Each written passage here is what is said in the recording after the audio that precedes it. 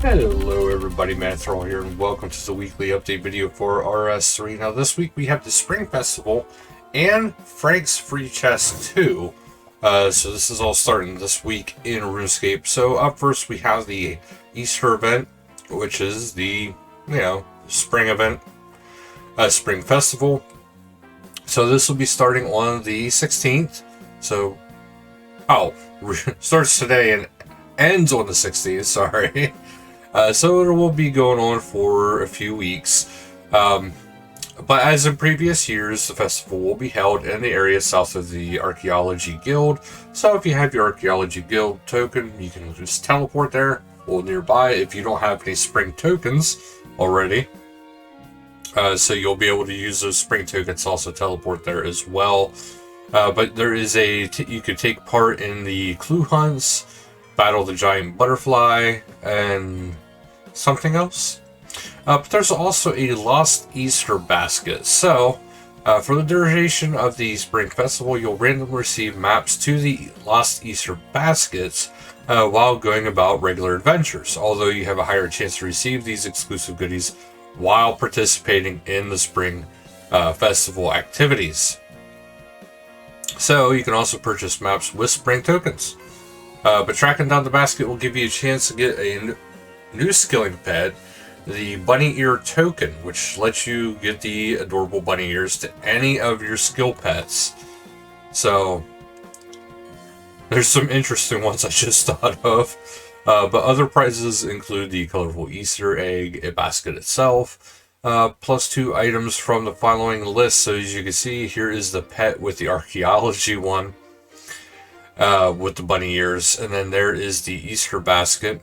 But there's also the other things you can get. So we have butterfly jars that range from small to huge, and you can get a quantity of 1 of each of those per reward, I guess.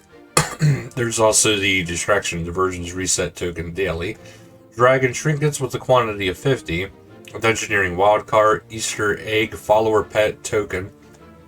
And there's also the Easter egg hat token. And then there's the dancer outfit token. And then we have the enchanted bunny egg, and enchanted chick egg, and enchanted lamb egg. There's also the fair dancer emote pack 1 and 2.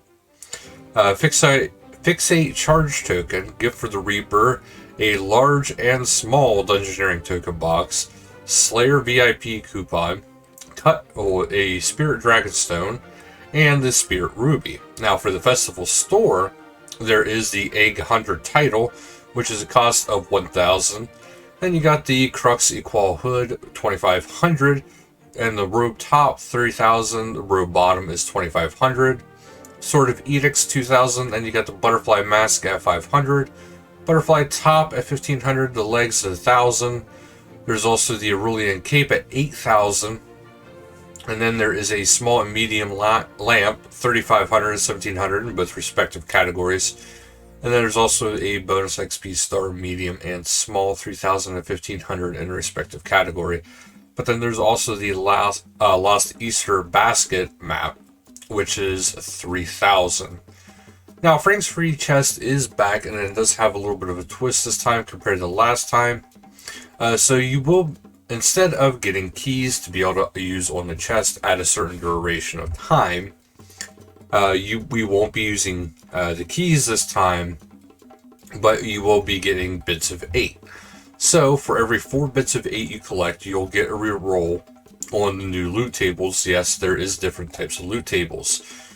So, just as the previous event, you'll earn 1 bit every day on login and 1 per hour played, to a maximum of 16 bits of 8 per week. So every 16 bits you will reward you with pirate plunder. So you'll earn rewards throughout the month, not just when you open a chest. You'll also get a pirate plunder the first time you log in. And the pirate plunder contains 1 title from the doubloon title list, an item from either regular or special loot tables, which we'll get to here soon, and a random selection of piratey cosmetics. So they've also improved the communication around this event and reduced the noise by adding bits of 8 directly to the currency pouch instead of anything else. Except for the first one, you earn each week, which will go straight into your backpack. And they also cut down on the number of info boxes that appear when you receive a bit. So you earn stuff throughout the entire event, basically. So keep that in mind. But the rewards are as follows. So there is a special category first, which is the Phantom Deathbeard outfit token. There's a Scurvy Pet tradable token, Jolly Roger Cape, Deathbeard outfit, individual slot tradable tokens, two-handed swordfish, huge cash bag, player and farm time skips, auto unlock Deathbeard transformation emote if the last of the above 10 tokens is unlocked. Scrimshaws, you got aggression, sacrifice, corruption, small knowledge bomb, death touch dart, large bag of components, livid plant, unstable air rune, start the ancient effigy, unfocused damage enhancer, unfocused reward enhancer, crystal ultraskillion, gift of the reaper, ship's wheel shield, traveling merchant coupon, wicked hood teleport token, crate of fake beards, walk the plank tradable token, 2 trait animal crate, fixate charge token, crate of peg legs, and pirate sheep tradable token.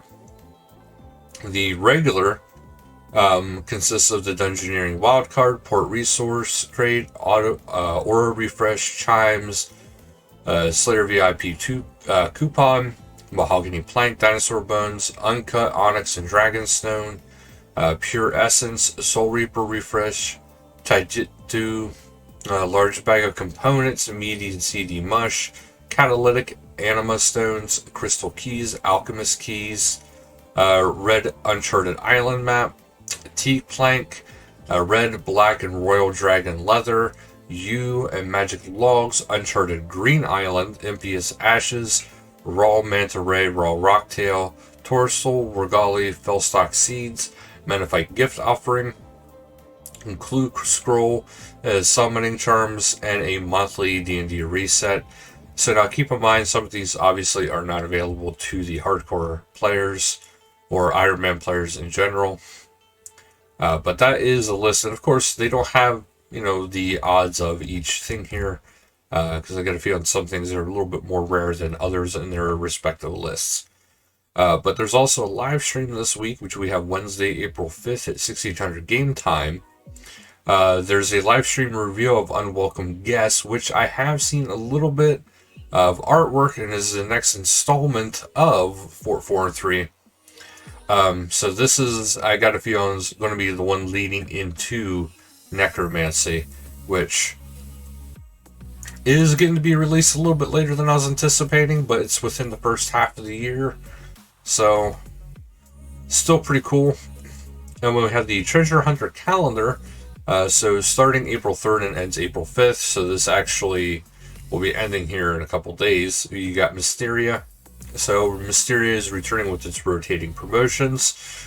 But then we also have April 6th to the 12th, which is the Egg Hunt. Which this returns, and there is going to be bunny ears for the skill pets. Smash it on some eggs, get the bunny ear token, or the yoke breaker outfits. So as you can see, here's the different outfits, and we got to see the bunny ears a little bit ago. And then for the general patch notes, the Fort Forinthry anvil will no longer claim it isn't an anvil when attempting to smith items in the miscellaneous smithing category.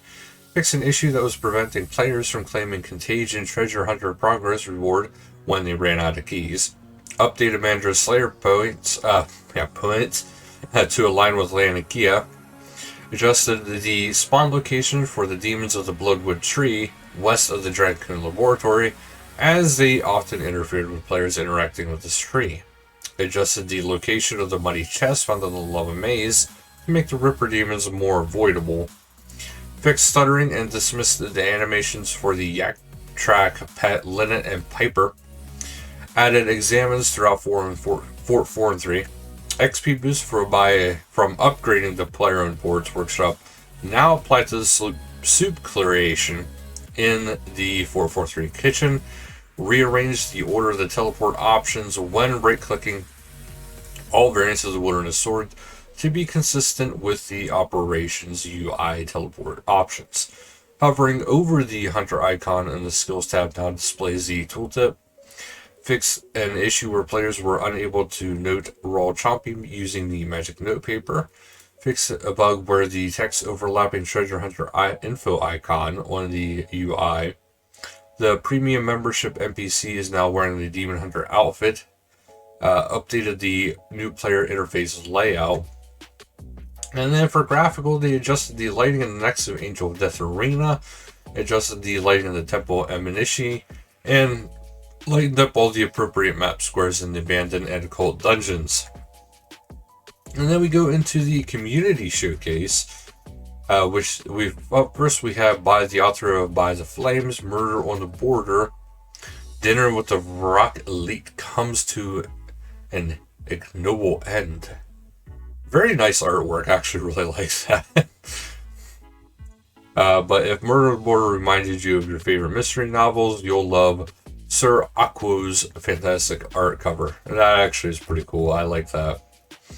Then Benji has been making a rather awesome looking, I want to say they're actually printing out like 3D art project here, 3D printer projects here. Raksha's Arena, that looks pretty cool. And then up next you have Sir Spriggan with another pretty awesome sprite here from, this is actually of Carapac, which is pretty awesome. And then 1-299 Artscape Smithing Titans, some new variants, concepts. And they are looking pretty awesome, actually. Pretty, in some cases, very devilish, but very awesome. Then we have the Ninth Cloud art, which this is absolutely beautiful.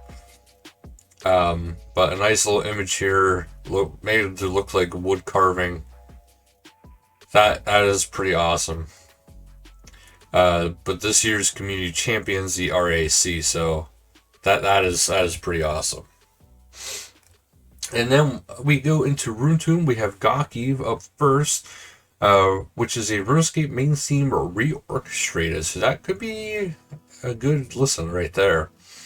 And then we have Rayo RS, which they are starting out their journey as a legacy-only Iron Man. So that could be very fascinating as well. Do check out both of those. And we have Skaper screenshots. So we have Lobo_Mao getting little blue Albedi. And then we have Haley Pandora and a very interesting landscape here with purple sky going on. I know it's the Elven Lands, but... And then we have Jorngoms, sorry if I'm butchering that name, but created a point of view as if you were the Amanishi priest moments before adventurers crashed the party. That's actually pretty cool. And see, this is the reason why, guys, we could do first person in RuneScape. Pink Skirt player events, always awesome to do, and always encourage people to check it out, especially if you want to learn these fights or just want to have fun at an event. Because sometimes they're just events, they're not fights. But up first, we have the hard mode giant mole boss mass, hosted by Tenabri. Thursday, April 6th at 2100 game time, World 92, Falador Park. Giant mole boss mass again, though. And this will be hosted by the RuneScape Discord mentors. And yeah, the first one did not have an FC listed. The date and time for the second one, though, is Friday, April 7th at 2200 game time. World 3, Falador Park. FC is a help. Then we have the Rex Matriarch Boss Mass, hosted by Pippi Spot in the Boss Guild. Sunday, April 9th at 2000 game time. World 88 location is Rex Matriarch Lair. FC is the Boss Guild. And one last note for the Unwelcome Guests. There will be, from what I understood, a very new station going on for that quest, which if I read that correctly, because this is on Twitter, it might be involving Slayer. So I'm assuming there might be a way that you can have your a Slayer master at the fort at all times, which would be pretty cool. But I do have a feeling this is getting to be the point where it's going to be tying into necromancy, and necromancy's right around the corner then. So I got a feeling with how things are going, they'll probably be this month, and then, or late this month, and then probably late May, early June is when we're going to be seeing necromancy. And it's hard to believe that it's almost June. But that'll do it for this video, guys. So thank you guys so much for watching, and until next time, later, guys.